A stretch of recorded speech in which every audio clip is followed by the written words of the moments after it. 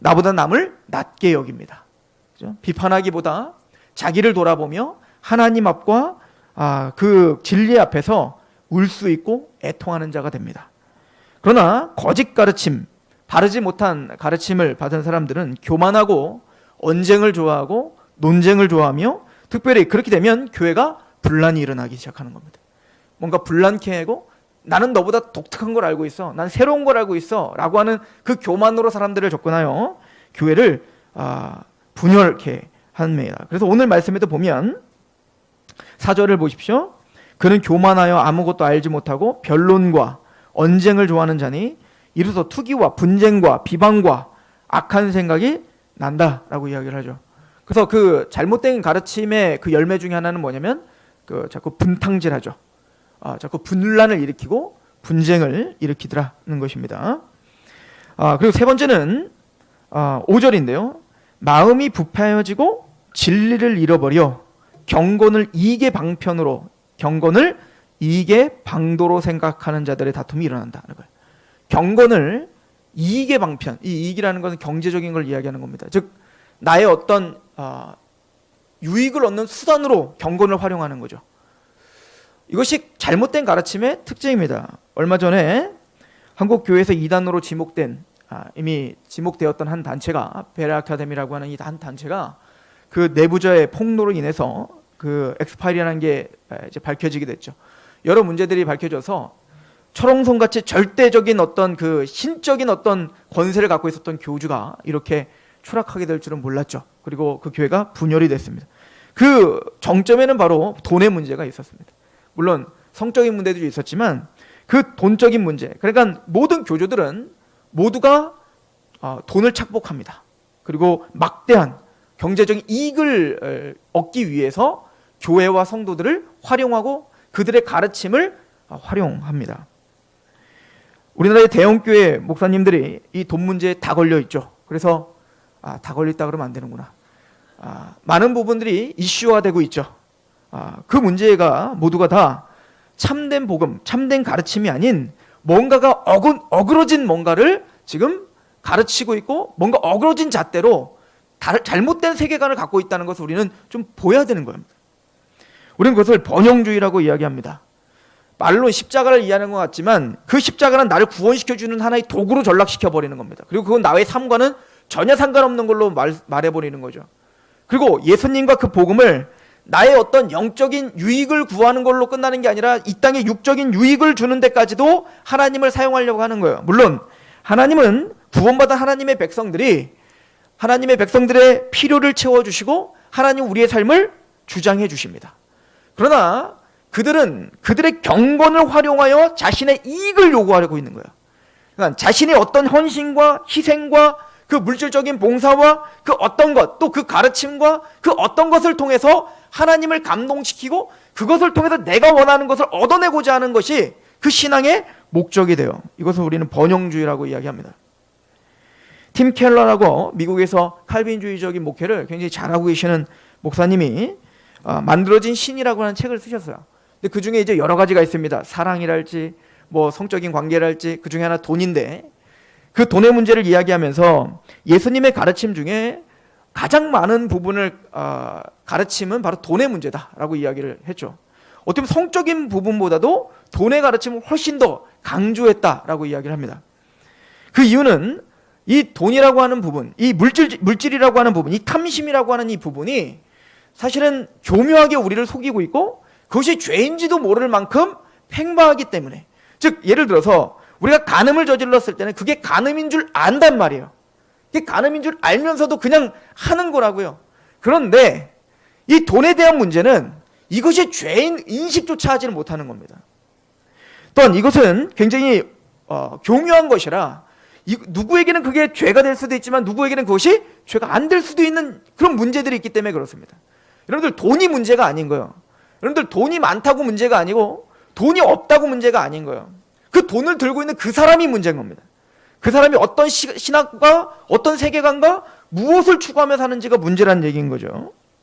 그래서 예수님도 또 바울도 우리에게 탐심은 우상 숭배다라고 이야기를 하는 것은 무엇인가 만들어 놓은 우상만이 우상이 아니라 이미 우리 마음에서부터 탐심이 우상 숭배라는 거예요. 그래서 우리가 반복적으로 설명을 했지만 우리가 출애굽기 강의를 하면서 또 십계명 강의에서 두 번째 계명이 뭐였죠? 어떤 우상도 만들지 말라는 거. 하나님의 형상을 만들지 말라는 거죠. 그 얘기는 하나님이 계시된 말씀에서 계시하신 하나님이 아닌 내가 원하는 하나님을 만들지 말라는 겁니다. 그게 단순히 물질적인 하나님이든 정서적으로 내 생각으로 갖고 있는 하나님이든 그 어떤 것도 만들지 말라는 거예요. 왜냐하면 내가 만들어낸 하나님은 다 거짓이기 때문에 그렇습니다. 성경에서 말하는 하나님만이 참 하나님이기 때문에 그렇습니다. 우상이라고 하는 것, 예를 들어서 불교에서 우상 숭배를 합니다. 근데 그 사람들이 우상 숭배를 하는데 그들은 사실은 부처를 섬기는 게 아니라고요. 그렇지 않겠어요? 불교에 있는 사람들이 부처에게 절을 하고 부처를 위해서 귀하장을 씁니다. 돈을 냅니다. 근데 그 사람들 사실 부처와 관심이 없어요. 그 사람들이 진짜 원하는 건 나입니다. 나. 내 자녀가 잘 되고 내가 번영하고 내가 건강하고 나요. 나. 나를 위해서 그에게 절하는 거지 그 부처에 관심 있는 게 아니란 말이에요.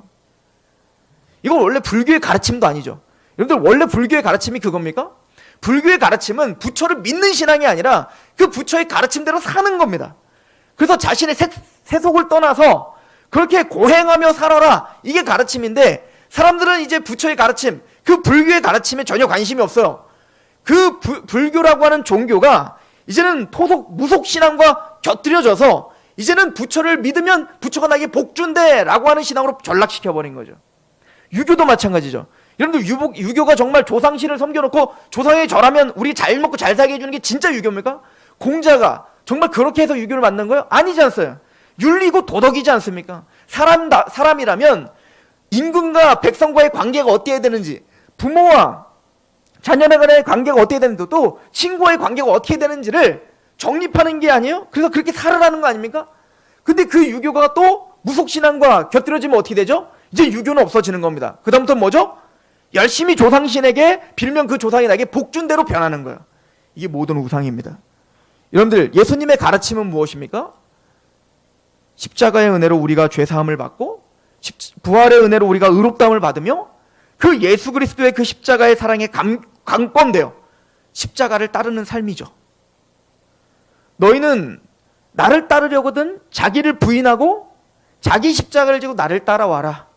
그 얘기는 예수님이 걸었던 그 하나님의 말씀을 이루려고 했던 그 삶을 몸부림치며 또 내가 죽임을 당하며 사람들이 살림을 받는 그런 하나의 미랄이, 땅에 떨어진 썩어지는 미랄이 되려고 하는 그 삶의 방향으로 가는 거, 이게 기독교죠.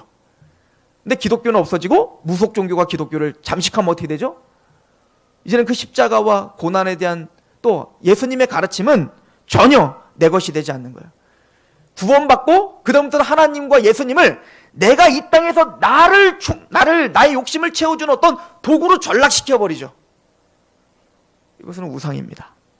그래서 성경은 불교의 불상이 우상이니라, 저 바알 숭배하고 있는 바알 신상이 우상이니라 라고 말하지 않고 그것들을 만들어내는 그 모든 사람들의 심령 안에 있는 바로 그 탐심, 그게 우상이야 라고 그 핵심을 찌른 겁니다. 우리는 만몬이라는 말을 쓰죠. 즉 돈의 신입니다. 돈은 아무런 인격이 없습니다. 그런데 이제부터 그 돈이 숭배의 대상이 될 때 이제는 그 돈은 우리에게 인격적으로 다가와 우리를 지배하게 됩니다. 돈은 그냥 그것이어야 돼요. 그것. 그런데 그 돈이 나의 모든 관심사가 되고 또 그 돈이 나의 모든 목적이 돼버리면 이제는 그 돈은 그것이 아니라 그분이 되는 거예요. 그리고 그 돈을 위해서 우리의 모든 인생이 다 우선순위가 결정되는 겁니다. 내가 어떻게 하면 더 빠른 속도로 또 내가 부유해질 수 있지? 내가 훨씬 더, 그리고 그 돈을 벌면서 어떤 마음이 들죠? 그 돈이 나를 안전하게 할 거라는 착각을 하게 하는 거예요. 우리 누가복음 16장을 한번 가보시겠어요? 누가복음 16장, 예수님의 비유입니다.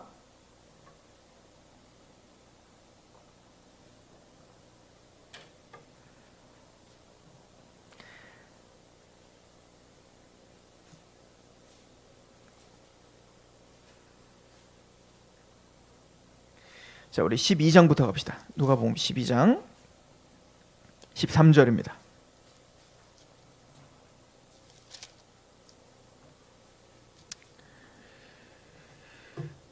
무리 중에 한 사람이 이르되 선생님 내 형을 명하여 유산을 나와 나누게 하소서 하니 이르시되 이 사람아 누가 나를 너희 재판장이나 물건 나누는 자로 세웠느냐 하시고 그들에게 이르시되 삼가 모든 탐심을 물리치라 사람의 생명이 그 소유에 넉넉한 데 있지 아니하니라 하시고 또 비유로 그들에게 말하여 이르되 한 부자가 그 밭에 소출이 풍성하매 심중에 생각하여 이르되 내가 곡식 쌓아둘 곳이 없으니 어찌할까 하고 또 이르되 내가 이렇게 하리라 내 곡간을 헐고 더 크게 짓고 내 모든 곡식과 물건을 거기 쌓아두리라 또 내가 내 영혼에게 이르되 영혼아 여러 해 쓸 물건을 많이 쌓아두었으니 평안히 쉬고 먹고 마시고 즐거워하자 하리라 하되 하나님은 이르시되 어리석은 자여 오늘 밤에 내 영혼을 도로 찾으리니 그러면 내 준비한 것이 누구의 것이 되겠느냐 하셨으니 자기를 위하여 재물을 쌓아두고 하나님께 대하여 부요하지 못한 자가 이와 같으니라.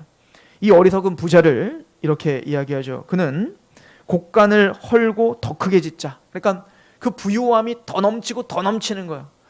근데 여기서 예수님이 뭘 지적하냐면 그렇게 돈의 노예가 되어 그 돈을 불리고 더 내가 배부르고 더 큰 것을 쌓으려고 하는 사람들의 특징은 여기 보니까 19절에 또 내가 내 영혼에 이르되 영혼아 여러 해 쓸 물건을 많이 쌓아두었으니 평안히 쉬고 먹고 마시고 즐거워하자. 그것 자체가 내 영혼도 부유하다고 생각하게 한다는 거예요. 이게 돈의 속임입니다. 돈의 많음이 나의 어떤 인간적인 잘됨이 하나님의 무조건적인 축복이라고 생각을 하는 거예요. 여러분 이게 얼마나 위험한 줄 아십니까? 우리가 때로는 잘 될 수도 있고 때로는 안 될 수도 있습니다. 근데 우리의 사고체계는 실제적인 삶 속에서 내가 뭔가 일이 꼬이고 안 되면 그건 다 저주라고 생각하는 거예요. 그리고 내가 뭔가 일이 잘 풀리고 내 자녀가 잘 되고 내가 뭔가 더 잘 되면 이것이 그냥 무조건 하나님의 축복이라고 생각하는 겁니다. 그럼 어떤 패단이 생길까요? 나의 지금 삶과 나의 신앙과는 상관없이 그것 자체가 신앙의 어떤 잣대가 되는 겁니다.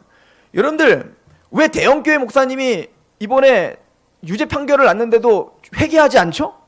아니 어떻게 그렇게 모든 사람들이 다 알 만큼 그 큰 돈을 횡령하고 그렇게 이미 사회법정에서도 이미 유죄 판결이 증거가 완전하여 유죄 판결이 났는데도 왜 그렇게 떳떳하죠? 나는 이만한 큰 교회를 세웠기 때문에 그렇습니다. 이렇게 많은 사람들이 내 설교를 듣고 있기 때문에 그렇습니다. 이것은 뭐예요? 내가 이렇게 잘 되는 건 뭡니까? 하나님이 나를 축복하고 있는 중이거든요. 하나님 나를 쓰신 거거든요. 하나님이 나를 인정했다는 거거든요. 그러니까 이건 죄가 아니라는 거죠. 또 설사 그게 죄일지라도 내가 해놓은 거에 비하면 이거 아무것도 아니라는 거예요. 그렇게 스스로 영혼을 속이는 겁니다. 세상에서도 없는 그런 일들이 자행되면서도 지금 내가 잘 되고 있는 것 자체가 내 영혼의 부유함이라고 착각하게 한다고요. 이게 인간의 여연약함이고 나약함인 겁니다. 잠언서에 보면 지혜자가 이렇게 하나님께 간구하는 장면이 있어요. 잠언서 30장에 보면 7절부터 보시면 내가 두 가지 일을 주께 구하였사오니 내가 죽기 전에 내게 거절하지 마옵소서. 곧 헛된 것과 거짓말을 내게서 멀리 하옵시며 나를 가난하게도 마옵시고 부하게도 마옵시고 오직 필요한 양식으로 나를 먹이소서. 혹 배가 불러서 하나님을 모른다 여호와가 누구냐 할까 하오며 혹 내가 가난하여 도둑질을 하고 내 하나님의 이름을 욕되게 할까 두려워함이니라. 신앙이 있는 그 신앙의 선배가 뭐라고 이야기하냐면 하나님께 기도합니다. 뭐라고 기도하냐면 하나님 나를 부유하게도 하지 마시고 나를 너무 가난하게도 해주지 마세요. 내가 너무 부유하면 하나님을 모른다 할까봐 내가 겁이 나고 내가 너무 가난하면 도둑질할까봐 죄를 지을까봐 겁이 납니다. 이게 신앙인의 기도인 겁니다. 우리는 너무 부유하려고 하는 사람들이 아니에요. 우리가 부유하려는 목적을 세우면 문제가 생기기 시작합니다. 부유함이 목적이 되면 문제가 되는 거예요. 하나님은 우리의 필요를 채워주신다니까요. 또한 어떤 사람들에겐 부유함도 허락할 수 있어요. 하나님의 사람들에게. 예를 들어 예수님을 쫓아다녔던 많은 여인들이 있었어요. 예수님이 어떻게 그 사역을 감당할 수 있었죠? 그 여인들이 도왔다고요. 초대교회가 시작됐던 그 오순절 성령 강림이랬던 다락방이에요. 다락방이 몇 명이 모였어요. 어마어마한 큰 다락방이에요. 그러니까 그 집은 마가의 다락방, 그 마가는 굉장히 부유한 집이었던 겁니다. 그렇게 부유해서 하나님의 일을 할 수 있는 사람들도 있다고요. 루디아, 자색 그냥 옷가게 장사 아니에요. 자주고 옷감은 그 당시 귀족들과 왕족들이 입는 옷이란 말입니다. 그러면 루디아는 대단히 큰 부유한 거상이었을 겁니다. 그 여인을 통해서 빌립보 교회가 시작됐어요. 그러니까 돈이 많다는 게 저주가 아니에요. 하나님이 그렇게 쓰실 수도 있어요. 그러나 그렇게 쓰시지 않을 수도 있다고요. 스데반처럼 맞아 죽을 수도 있어요. 근데 우리는 일괄적으로 다 뭘 원하냐면 난 그거 원하는 거예요. 그거. 부유하길 원합니다. 근데 사람이 신앙의 목적도 하나님 나에게 돈을 주세요. 그럼 그 돈으로 내가 하나님이라 할게요. 여기서부터 문제가 생기는 겁니다. 신앙인이 부유해지는 걸 목적으로 두면 이제 문제가 생겨요. 이게 제가 하는 얘기가 아닙니다. 바울이 하는 얘기입니다. 오늘 말씀을 다시 한번 가보시겠어요? 디도서 6장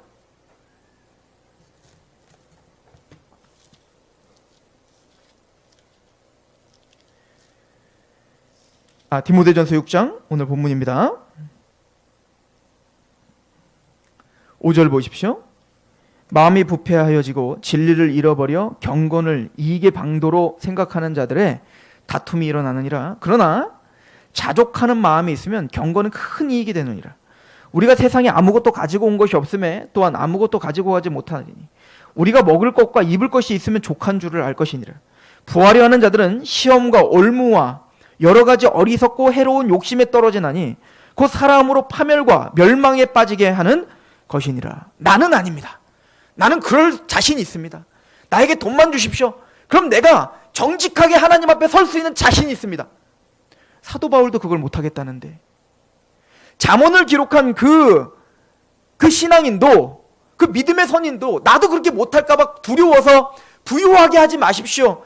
하나님 나를 그러다 가난하게 하지 마십시오라고 하는데 우리라고 과연 할 수 있을까요? 저는 그 큰 교회가 된 그 목사님들이 처음부터 그렇지 않을 거라고 저는 믿어요. 대표적인 한국교회 담리교회에서 제일 큰 교회 거기도 한번 유죄 판결이 났었죠. 그 목사님이요 처음에 결혼한 다음에는 신혼여행도 안 갔다는 거 아니에요? 신혼여행도 안 갔대요. 그 돈으로 불효독기를 했다는 겁니다. 고생한 거예요. 고난을 자처한 겁니다. 그런데 교회가 커지고 물질이 들어오니 그걸 감당을 하지 못하는 겁니다. 내가 이래라면 이럴 수 있는 돈이 저래라면 저럴 수 있는 돈이 이렇게 커지니까 이제는 그 탐심이 주체를 할 수 없었던 겁니다. 그 사람들을 욕하기 전에 먼저 우리는 과연 감당이 가능한가? 라고 물어봐야 되는 겁니다. 부요함을 구하는 게 아니라 자족함을 구하고 하나님 앞 충성될 수 있도록 구하는 것이 맞는 거예요. 하나님 내가 부해도 가난해도 그 가운데서 자족할 수 있는 비결을 배우게 하시옵소서라고 기도하는 게 맞는 거예요. 그 잠언서의 기도는 바로 그것입니다. 하나님 내가 부하지 않도록 해주세요. 내가 가난하지 않도록 해주세요. 그 하나님의 필요를 내 필요를 채워주십시오. 물론 이 필요가 어디까지인지는 또 사람마다 달라요. 그죠? 미국의 중산층 이상 되는 사람들이 자기가 중산층이라고 생각하는 사람은 20%도 안 된다는 거 아니에요? 그러나 다른 나라에서 미국에 가면 그 사람들은 뭐죠? 우리가 상상할 수 없는 그 재정을 우리가 상상할 수 없는 사치품을 사는데 투자하고 있으면서 자기가 얼마나 부유한지를 모르고 살죠. 이게 미국만 그런 게 사실은 우리도 그렇겠죠. 제 친구 중에 부자 친구가 한 명 있어요. 유일한 부자 친구가 한 명 있습니다. 그 친구는 대대로 부자입니다. 그래서 부자예요. 학교도 반은 나가고 반은 안 나갔어요. 고등학교 때. 그런데 부자가 됐어요. 심심하면 차를 사요. 외제차를 사고 외제차를 2대가 있는데 그중에 국산차 하나를 샀더라고요. 이거 왜 샀냐 이랬어요. 쓰레기 버리는데 왔다 갔다 하는데 이게 필요하더라는 거예요. 그래서 중고로 하나 샀대요. 그 친구는 자기가 중산층이라고 말하지 않아요. 자기는 서민이래요. 자기는 정말 못 산대요. 근데 그 사람이 우리를 노리려고 하는 게 아니라 진심으로 그렇게 생각해요. 그 친구는. 이게 돈의 속임입니다. 항상 우리는 부족하고 항상 우리는 우리의 하나님의 보여주신 그 은혜를 생각하는 일을 막아버립니다.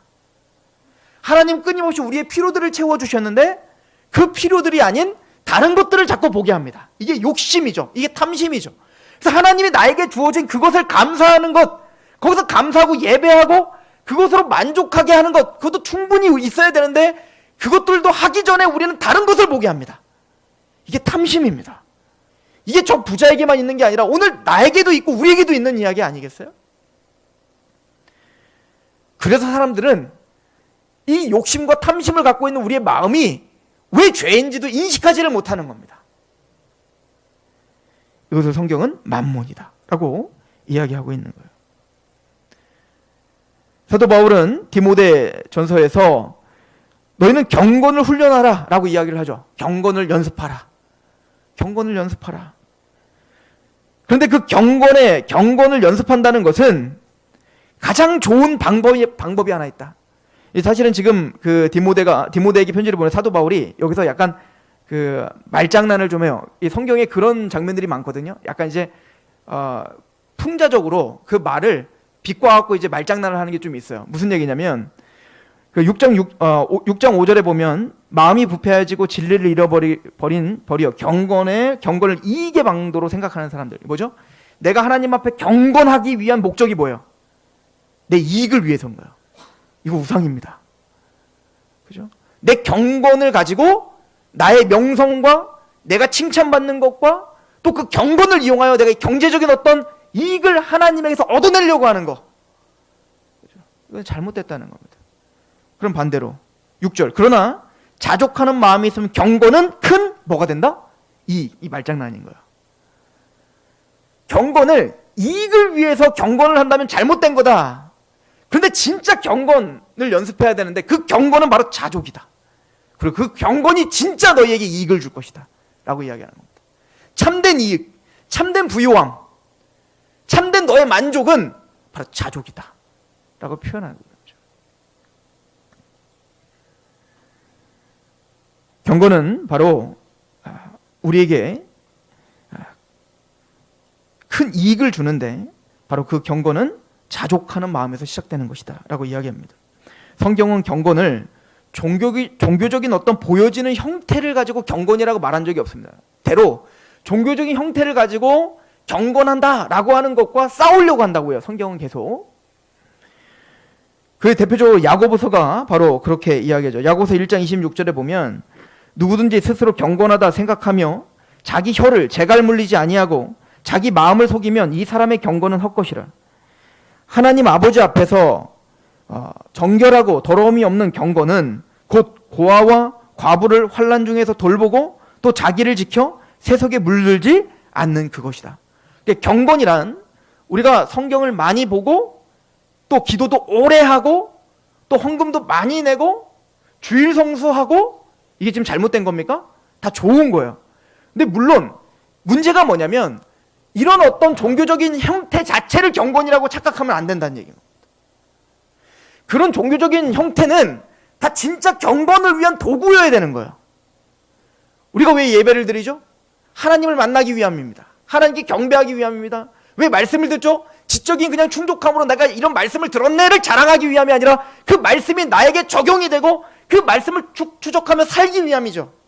왜 우리가 기도하죠? 난 이렇게 오래 기도하는 능력자야를 자랑하기 위해서가 아니라 그 기도를 통해서 하나님의 뜻이 나에게 관철되고 그 하나님의 말씀 앞에 내가 굽복되고 세상이 줄 수 없는 평강을 가지고 안식하며 살아갈 수 있는 힘이 생기게 하는 거. 이게 기도의 방편이죠.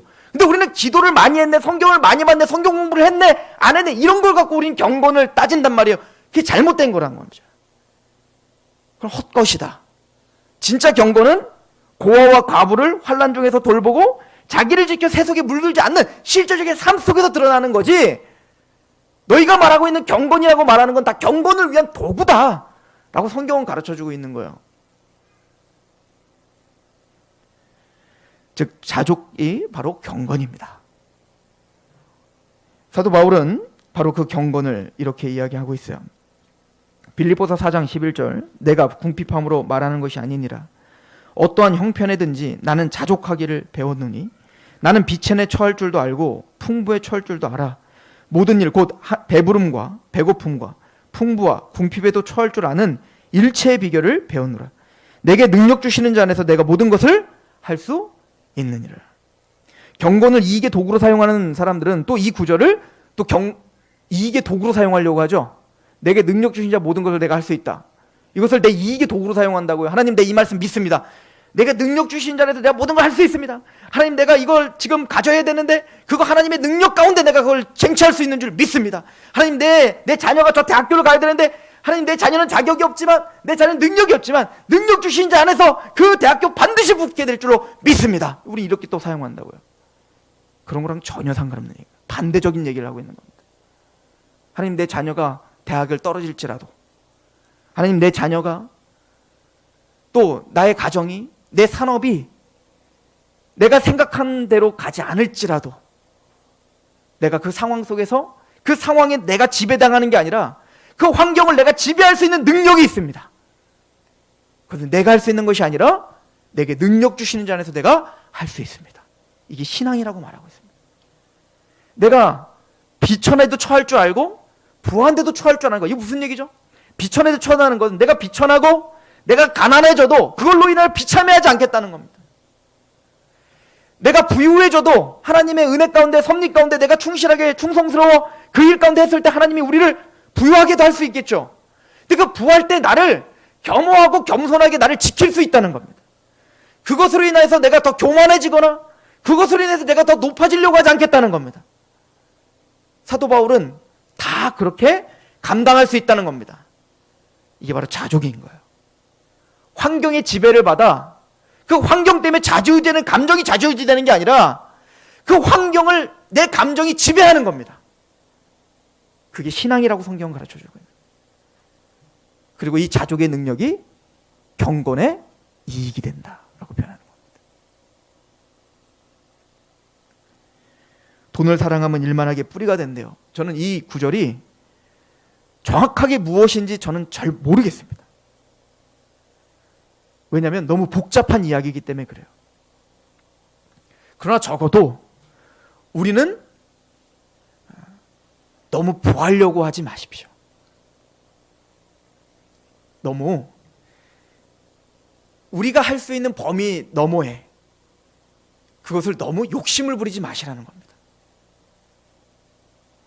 목사님, 내가요 이 사업을 성공해서 큰 사업가가 돼서 내가 교회 지려고요.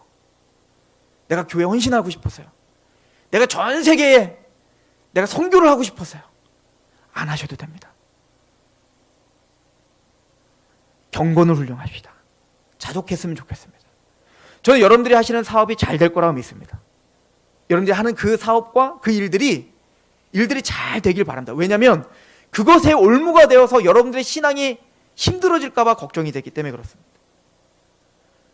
먼저 그의 나라와 의를 구하라. 그래야 모든 필요를 다 채워주시겠다라고 하셨는데, 저는 항상 성도들 위해서 기도할 때 하나님, 먼저 그의 나라와 의를 구하는 그 하나님의 백성들에게 필요를 채워주신다고 했으니까 물질적 어려움 당하지 않게 제발 좀 도와주세요라고 기도합니다. 하나님, 아까 잠언서에 기도한 것처럼 그 하나님의 성도가 너무 가난해져서 범죄를 저지르지 않도록 주님께서 그의 산업을 붙잡아 주셔야 됩니다. 그들의 필요가 있다면 하나님이 더 잘하시니까 하나님께서 풍성하게 채워주세요 라고 기도합니다. 그러나 우리 스스로를 점검할 때 너무 세상적으로 높아지고 커지려고 하고 그것이 믿음의 어떤 분량인 양 그렇게 착각하지는 말자는 거예요. 교회적으로도 마찬가지입니다. 대형 교회를 꿈꾸지 마십시오. 교회가 너무 커지려고 하지도 마시고 너무 부유해지려고 하다 마십시오. 큰 교회만이 감당할 수 있는 일이 있습니다. 그러나 하나님이 선택한 그 교회가 할 수 있도록 하시고 우리는 그냥 우리 일에 만족하시면 됩니다. 지금 이 건물 속에 서 있다면 그냥 이 건물에서 예배를 드릴 수 있다는 걸로 감사하시는 먼저 자족이 먼저예요. 좁아 터진 곳에 사람들이 몰려들어 막 더워요. 그럼에도 불구하고 하나님이 이 열악한 환경 중에 사람들을 불러주심이 너무 고마워야죠. 그게 먼저 아닐까요? 우리는 하나님께 감사하고 감격하고 만족하는 게 먼저라는 걸 배워야 됩니다. 그런 사람들에게 하나님은 큰 것을 맡겨주실 수 있다고 믿어요. 작은 것에 충성된 자가 큰 것에도 충성된 거예요. 요셉은 노예로 팔려갔을 때 그 노예로 된 그 시점에서 자족을 배운 겁니다. 그리고 그곳에서 작지만 그 보디발렛 집의 그 제반을 관리하면서 관리자의 어떤 은사를 개발할 수 있었습니다. 그렇게 살았더니 잘 되던 거야? 아니요. 또 감옥으로 갑니다. 고난이 있더라니까요. 근데 요셉은 또 그 감옥 속에서 자족을 했습니다. 하나님 앞에서 마땅히 신앙인으로서 그곳에서 해야 될 일들을 했고, 그는 인정받고 거기서 또 국가가 운영하고 있는 그 감옥, 그러니까 민간인의 가정과 또 감옥은 어쨌든 국가가 운영하고 있기 때문에 뭔가 문서도 다를 거 아니에요. 그런데 거기서 공문서들을 아마 관리하는 걸 배웠을 거라고요. 그리고 그는 이집트 전체를 관리하는 자가 된 거예요. 그래서 이 고난을 거쳐 마침내 여러분들이 이집트 총리가 되는 그런 것이 있으니 걱정 마십시오? 아니요. 될 수도 있고 안 될 수도 있어요. 그러나 그게 문제가 아니에요. 요셉이 감옥에서 죽었으면 요셉이 이제 더 이상 요셉이 아닙니까? 스데반이 돌 맞아 죽으면 이젠 더 이상 스데반의 신앙은 다 아무것도 아닌 겁니까? 하나님은 하나님 주권 가운데 우리에게 맡겨주신 환경이 있고 맡겨주신 분량이 있다고요. 우리는 거기에 그냥 충성스럽게 한 영혼 한 영혼 내가 할 일을 하는 겁니다. 그게 자족입니다. 부유하기보다 자족을 기도하시는 저와 여러분 되기를 소망합니다. 커지고 부유해지려고 하기보다 이 교회가 내실있기를 기도하는 저와 여러분 되기를 축원합니다. 더 사랑이 많아지고 말씀이 더 풍성해지고 한 영혼 한 영혼 올 때 이 사람이 말씀으로 더 풍성해지고 말씀으로 단단해져야 되는데 라고 하는 그 안타까움으로 같이 기도하고 도와주는 교회여야 됩니다. 그게 자족인 거예요. 돈을 사랑함이 일만하게 뿌리가 된다. 이게 구체적으로 어떻게 적용될지는 모릅니다. 사람마다 다르기 때문에. 그러나 적어도 돈을 사랑하는 건 일만하게 뿌린 건 확실합니다. 이것을 포장할 수 없습니다. 성경은 탐시 무서운 우상이라고 했고 하나님의 백성들에게 자족을 배우라라고 선포하고 있습니다. 삭개오 이야기를 통해서 오늘 말씀을 좀 마치려고 하는데요. 그 대표적인 사람이 바로 이 삭개오였습니다. 삭개오는 여리고의 세리였죠. 그 당시에 세리는 우리나라 일제시대 때 일본의 앞잡이와 같은 사람들이었어요. 왜냐하면 이 유대 백성들, 로마는 어떤 민족을 지배하기 시작하면 과도한 세금을 걷어들였습니다. 그러면 그 피지배 민족들은 과도한 세금을 걷어들이기 때문에 계속 약탈을 당하는 듯한, 그러나 그게 법률적인 합당한 세금이기 때문에 어쩔 수 없이 낼 수밖에 없죠. 그러다 보니까 그 피지배 민족들은 어떻게 될까요? 점점 가난해지겠죠. 점점 가난해지니까 대항할 힘이 없어지겠죠. 이거를 정치적으로 활용했다고요. 그런데 이 로마가 더 악랄하게 한 것은 로마가 직접 가서 그렇게 악랄하게 수탈한 게 아니라 그 민족의 앞잡이 한 명을 세우는 겁니다. 그게 세리였어요. 그래서 유대인들은 다 가난해지는데 오직 한 사람만 부유해집니다. 그게 바로 세리예요. 그러니까 세리는 자기 민족을 배신하고 욕을 먹는 거예요. 그래서 아예 율법적으로 아예 그 당시에 창녀와 세리는 같은 반열에 취급했습니다. 그러나 그런 욕을 먹더라도 세리를 포기할 수 없습니다. 그만큼 돈이 좋은 거예요. 그만큼 돈이 무서운 겁니다. 친구를 버리고 가족을 버리고 민족을 배반할 만큼 돈은 그만큼 뭔가 힘이 있다니까요. 이게 만몬인 거예요. 이게 돈의 우상에 돈의 지배를 받는 사람들은 그렇게 이제는 물불 안 가리게 되는 겁니다. 근데 삭개오는 게다가 여리고의 세리예요. 여리고는 그 가장 많은 세금이 걷어들이는 곳이 바로 여리고였다고 합니다. 가장 부유한 세리예요. 이 여리고의 이 삭개오는. 게다가 삭개오는 키가 너무 작았죠. 근데 우리가 잘 아는 것처럼 예수님이 이제 오셨습니다. 여리고에. 그랬더니 삭개오가 어떻게 했죠? 우리가 잘 아는 것처럼 도저히 볼 수가 없으니까 나무 위로 올라갔다는 거잖아요. 이건 그 당시 시대적 배경을 좀 아셔야 되는데, 그 당시에는 명예와 어떤 그 명예를 굉장히 중요하게 여겼던 시대였다고 해요. 그래서 어른들이 나무 위에 기어 올라간다? 이거는 상상할 수 없던 시대라고 합니다. 굉장히 조롱받을 수 있는 거예요. 그럼에도 불구하고 이 삭개오가 키가 작으면 앞에 서면 될 거 아니에요. 근데 왜 앞에 설 수가 없죠? 유대인들은 그 삭개오를 도저히 그 길을 내줄 수 없는 겁니다. 그러니까 그만큼 조롱당하고, 그런데 이 삭개오가 어떻게 한 거죠? 자신의 명예와 그 모든 것도 다 마다않고 예수님이 누군지 궁금했던 거예요. 뭐 예수님을 믿어야지, 예수님을 따라야지 이런 거 아니었어요. 그냥 예수님이 누군지가 궁금했던 겁니다. 그리고 나무에 올라갔어요. 그때 예수님이 그 삭개오에게 뭐라고 하죠? 내가 오늘 내 집에 거하겠다, 이렇게 표현합니다. 그리고 식사를 같이 하겠다. 그 당시 식사는 아무나 식사 같이 하는 게 아니에요. 그 당시 식사를 같이 한다는 건 친구로 생각한다는 겁니다. 그래서 예수님이 창녀들과 세리들과 같이 밥을 먹으니까 그는 창녀와 세리의 친구라라고 예수님을 비아냥거렸잖아요. 그 예수님은 삭개오를 내려오라 하고 그 집에 정말 들어가셔서 식사를 하십니다. 그랬더니 이 삭개오가 자신의 재산 절반을 뚝 떼어서 어떻게 했죠? 가난한 자에게 나눠주겠고, 내가 혹시 법적인 것 이외에 내가 그 사람들의 재산을 수탈한 게 있다면 내가 배로나 그 모든 것을 갚겠습니다 라고 이야기했다고요. 자, 이걸 통해서 우리에게 말씀하시는 게 뭡니까? 이 삭개오는요, 유대인이었지만 유대인들에게 조롱받는 세리였고 자신은 구원받을 수 없는 사람입니다. 그 구원받고 싶은 생각도 없어요. 왜? 이걸 포기할 수 없기 때문에 그렇습니다. 돈 버는 게 더 중요해요. 율법이고 자시고 이게 더 중요해요. 내가 부유하고 내 만족이 더 중요하단 말입니다. 이게 세리 삭개오였어요. 그런데 그 예수님이 궁금해서 올라갔어요. 자신의 명예, 자신의 조롱받는 거 다 상관없이 예수님이 보고 싶어 그냥 올라간 겁니다. 근데 그 예수님이 그 세리 삭개오와 같이 식사를 합니다. 삭개오가 뭘 생각했을까요? 예수님 말합니다. 이 집에 오늘 구원이 임했다. 삭개오는 한 게 없다고요.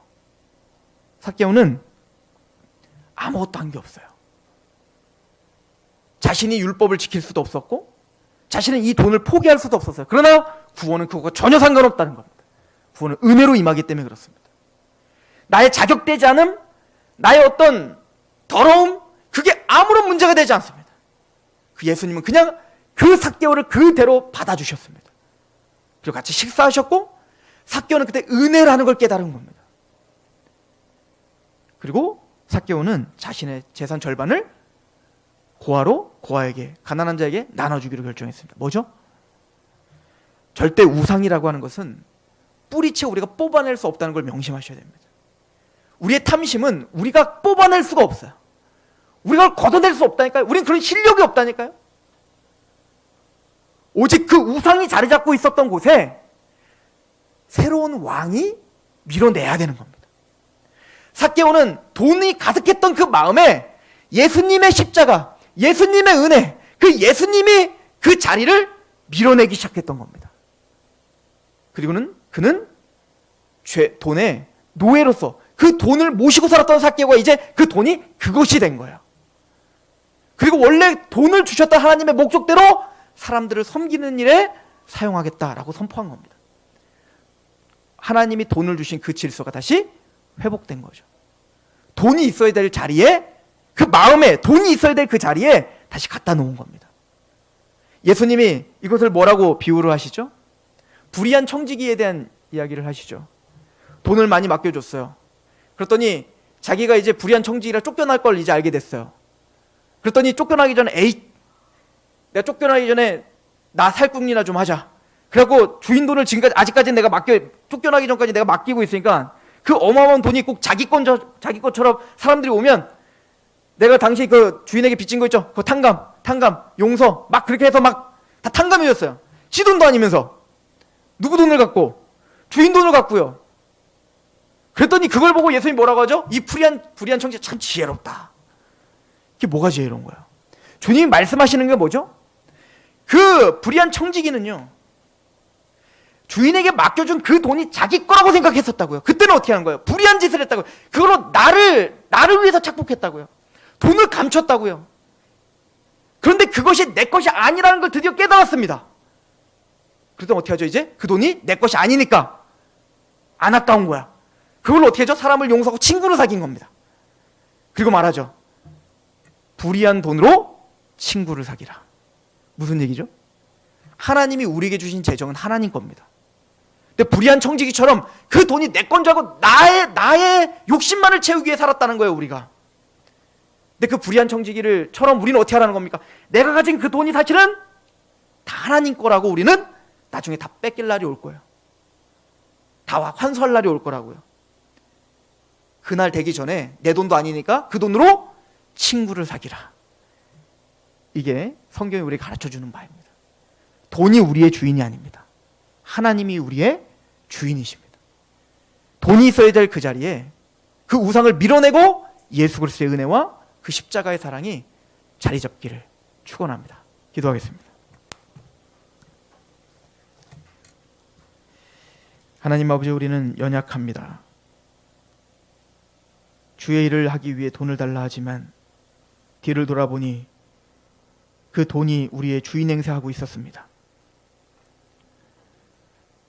우리는 여전히 연약하여 그 경건을 이야기하지만 하나님이 말씀하시는 그 경건과는 전혀 다른 모습일 수도 있는 것 같습니다. 그 마음의 십자가의 그 은혜, 예수 그리스도의 그 국률하시는 그 은혜가 들어왔을 때 그 만몬이 부셔졌던 삭개오처럼 하나님, 우리 마음 가운데 이미 예수님이 왕이 되셨고 하나님이 우리 모든 것에 소유주며 주인인 줄 알아. 이제는 원래 하나님이 우리에게 맡겨주신 그 재정을 관리하는 또 집행하는 데 있어서 질서가 회복될 수 있도록 도와 주시옵소서.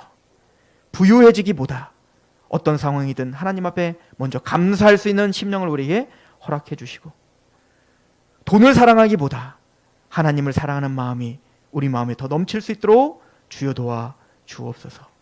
그렇게 우리의 생각과 마음을 주장해 주실 하나님을 찬양하며 예수 그리스도의 이름으로 감사하며 기도합니다. 아멘.